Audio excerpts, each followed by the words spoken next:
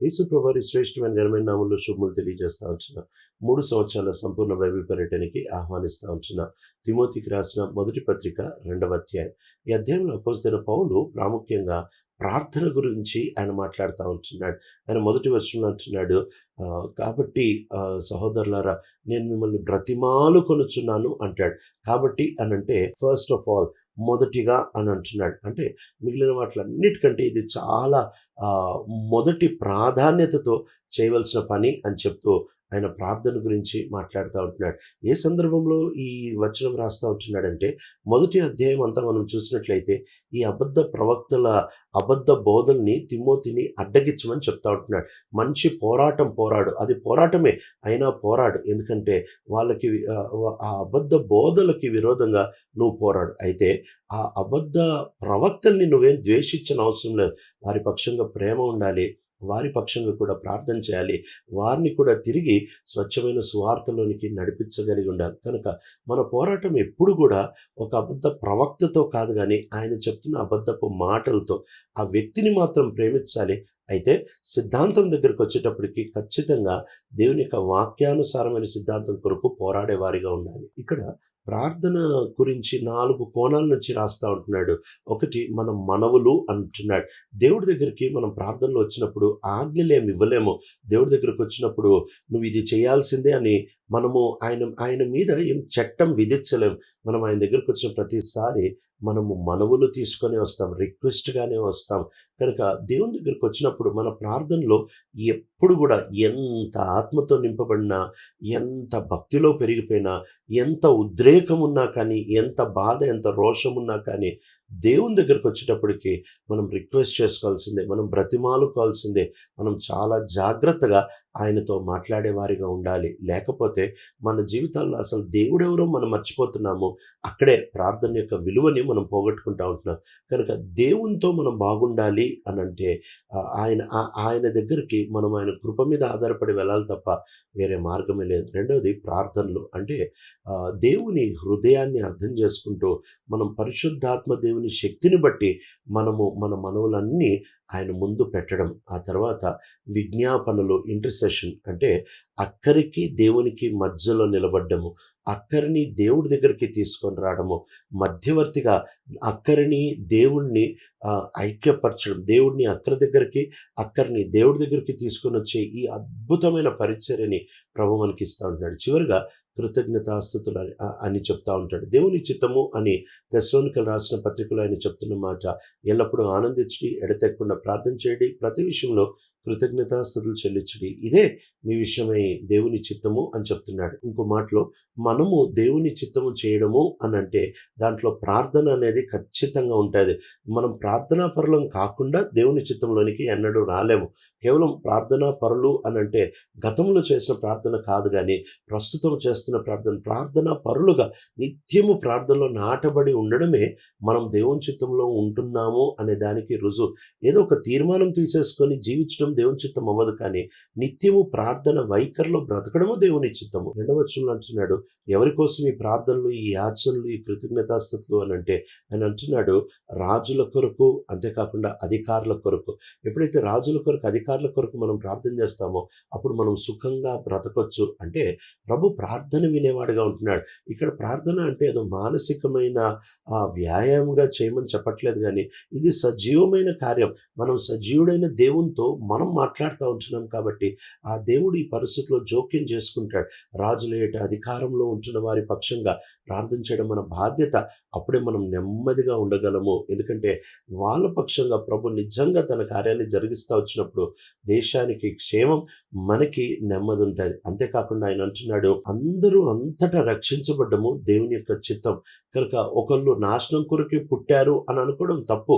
Bible చెప్తున్న మాట, దేవుని యొక్క ఇష్టం ఏంటంటే అందరూ రక్షించబడ్డమే దేవుని యొక్క ఇష్టము. కనుక దేవుని యొక్క ఈ అద్భుతమైన ఇష్టమును బట్టి మనం చేయగలిగిందేంటి? అందరూ రక్షించబడడం దేవుని చిత్తం కాబట్టి మనం చేయగలిగిందేంటి అనంటే సకల ప్రజల కొరకు ప్రార్థన చేయడం. అతి అద్భుతమైన పరిచర్య ప్రార్థనతో ఆరంభమవుతది. అతి అద్భుతమైన పరిచర్యే ప్రార్థన. అతి అద్భుతమైన పరిచర్య ప్రార్థన బట్టే జరుగుతది. కనుక ప్రార్థన లేకుండా ఏమీ చేయలేము. ఇక్కడ ఈ ప్రార్థన గురించి మాట్లాడుతూ ఆయన అంటున్నాడు, ఇతరుల రక్షణ కొరకు ప్రార్థన చేయడం ఇది దేవుని దృష్టికి చాలా అనుకూలమైనది. ఇది దేవుని దృష్టికి చాలా మేలైన లేకపోతే చాలా అవసరమైనది. Pleasing and good in God side, దేవునికి సంతోషాన్ని పుట్టించేది. కనుక ఒక వ్యక్తి రక్షణ కొరకు మనం చేయగలిగిన అతి అతి ప్రాథమికమైన అతి ప్రాముఖ్యమైన మొదటి విషయం ఏంటి అనంటే ఆ వ్యక్తి కొరకు మనం ప్రార్థన చేయడమే. తర్వాత అంటున్నాడు, దేవుడు ఒక్కడే, దేవుడికి మానవాళికి మధ్యవర్తి ఒక్కడే, అది యేసుక్రీస్తు ప్రభువారు. ఇక్కడ మధ్యవర్తి అనే ఈ పదాన్ని మనం అర్థం చేసుకోవాలి.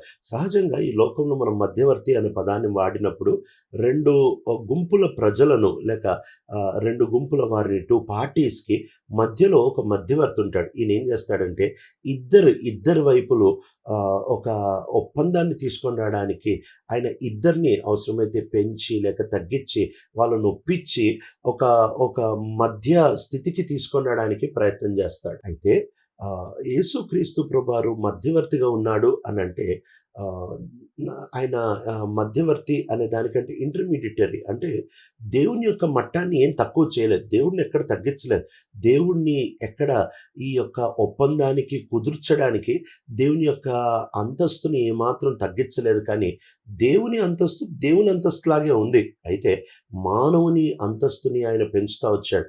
కనుక దేవుడు ఎప్పుడైతే మానవుణ్ణి ప్రేమించి ఆయన తన ప్రియకుమారుడైన యేసు ప్రభువాన్ని పంపిస్తా వచ్చారో, యేసుక్రీస్తు ప్రభువారు ఆయన మధ్యవర్తిగా దేవుని అంతస్తుని మాత్రం తగ్గించలేదు, కానీ మానవుని అంతస్తునే పెంచుతా వచ్చాడు. కనుక ఆయనే మధ్యవర్తి అని చెప్తా ఉంటున్నాడు. ఆ తర్వాత అంటున్నాడు, దేవుడు నన్ను ఈ సువార్తని ప్రకటించడానికి ఎంపిక చేస్తా వచ్చాడు, అపాయింట్మెంట్ ఇస్తా వచ్చాడు. కనుక దేవుని యొక్క పని చేయడానికి నాకు నేనే ఏదో ముందుకెళ్ళిపోవడం కాదు, కానీ ఆయన పనికి ఆయన నియమించాలి, ఆయన నియమించాడు అని పౌలు చెప్తా ఉంటున్నాడు. ఇలా నియమించబడి పౌలు వచ్చి అంటున్నాడు, ఇప్పుడు మీరందరూ కూడా ప్రార్థన చేయండి. మొదటిది అందరి కొరకు ప్రార్థన చేయమంటున్నాడు. రెండవది దేవుడు రక్షించడానికి ఇష్టం కలిగిన వాడు కనుక దేవుని మనస్సు ఉంది కాబట్టి మీరు ప్రార్థన చేయండి అంటున్నాడు. రెండవది దేవుడు నన్ను నియమించాడు కాబట్టి ప్రార్థన చేయండి అంటున్నాడు. కనుక ప్రతి దాని కొరకు ప్రార్థన చేయమని అపోస్తలుడైన పౌలు పిలుస్తా ఉంటున్నాడు. అంతేకాకుండా ఆయన అంటున్నాడు, అందరూ పరిశుద్ధమైన చేతులెత్తి కోపము ఈ గొడవలు లేకుండా ప్రార్థన చేయండి అని అంటున్నాడు. ఆ దినముల ఆచారం ఏంటి అని అంటే వాళ్ళ పద్ధతే చేతులెత్తి ప్రార్థన చేయడము. చేతులెత్తి ప్రార్థన చేయడం అది వాళ్ళ అలవాటు. కనుక ఆయన అంటున్నాడు, పరిశుద్ధమైన చేతులెత్తి ప్రార్థన చేయండి. ఏంటి పరిశుద్ధమైన చేతులు అని అంటే జీవితం మంచిగా పెట్టుకొని ప్రార్థన చేయాలి. ఇక్కడ కోపం అంటే లోపల విషయము, కలహం అంటే బయట విషయం. లోపల బయట అందరితో సామరస్యంగా ఉంటూ ప్రార్థన చేయమని చెప్తా ఉంటున్నాడు. కనుక ప్రార్థన అనేది మన జీవితానికి వేరు చేయలేం, రెండు కలిసి వెళ్తాయి. ప్రార్థన అనేది మన జీవితం అనేది కలిసి వెళ్ళేదిగా ఉంటుంది. ఇంకో మాటలు చెప్పాలి అని అంటే మన ఆత్మీయ జీవితాల్లో మనం లోపల ఎట్లున్నామో అది ఆ తర్వాత బయటకు చేసే ప్రార్థన, ఈ రెండు చాలా సంబంధం కలిగినవి.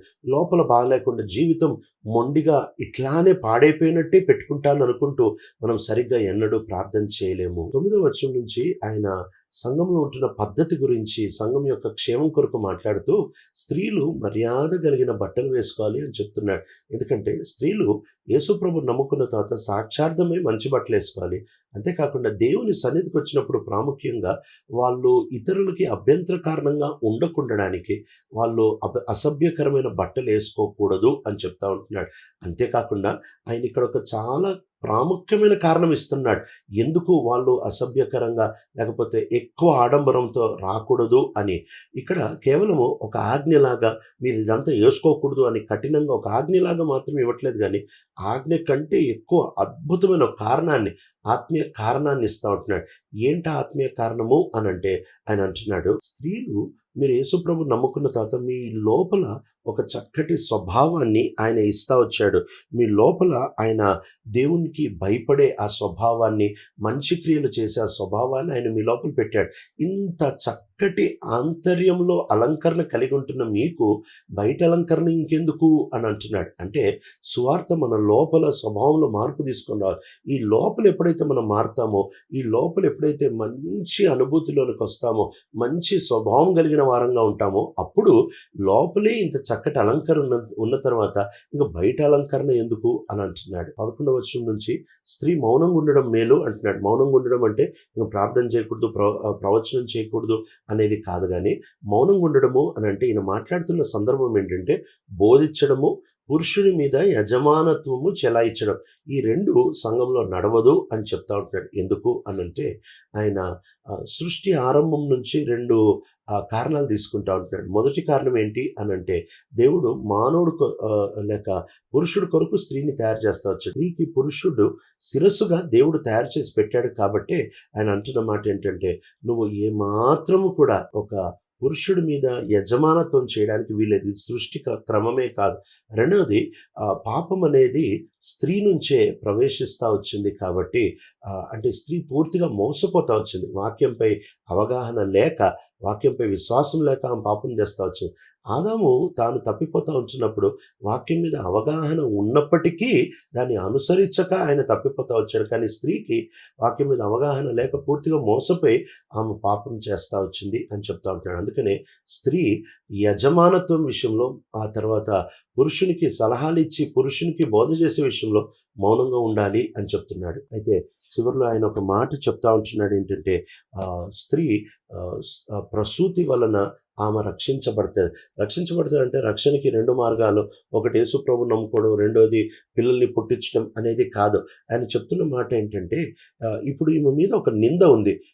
నీ బట్టే పాపం వచ్చింది, స్త్రీ బట్టే పాపం వచ్చిందని. కాబట్టి ఈ నిందను తొలగించడానికి, ఈ నింద నుంచి రక్షించబడడానికి ఎప్పుడైతే పిల్లలు పుడతారో ఆ పిల్లల్ని దైవ భక్తులు పెంచడం బట్టి ఒక అద్భుతమైన అవకాశంగా దాన్ని వాడుకొని ఈ నింద నుంచి బయటకు వచ్చే ఆస్కారం ఉంది అని చెప్తా ఉంటున్నాడు. ఇంకో మాటలో ఆ శాపం ఏదైతే దేవుడు స్త్రీ ప్రసూతి మీద పెడతా వచ్చాడో ఆ శాపంలో ఎప్పుడైతే ఈమె పిల్లల్ని జన్మింపజేస్తుందో ఆ శాపమును ఈమె దాటి ఆ పిల్లల్ని ప్రభు కొరకు పెంచగలిగిన ఆస్కారం, అవకాశం ఉంటుంది. ప్రియ తండ్రి, నమ్మకమైన దేవ, ప్రతి దాంట్లో ప్రార్థన చేసి నీ మనస్సుని ఎరిగి ప్రార్థన చేయడానికి, మా పిలుపుని ఎరిగి ప్రార్థన చేయడానికి, ప్రజల పక్షంగా నీ ప్రణాళికలు ఎరిగి ప్రార్థన చేయడానికి నేర్పిస్తుంది. యేసు ప్రభు మా రక్షకుడి నామములో అడుగుతున్నాం తండ్రి, ఆమేన్.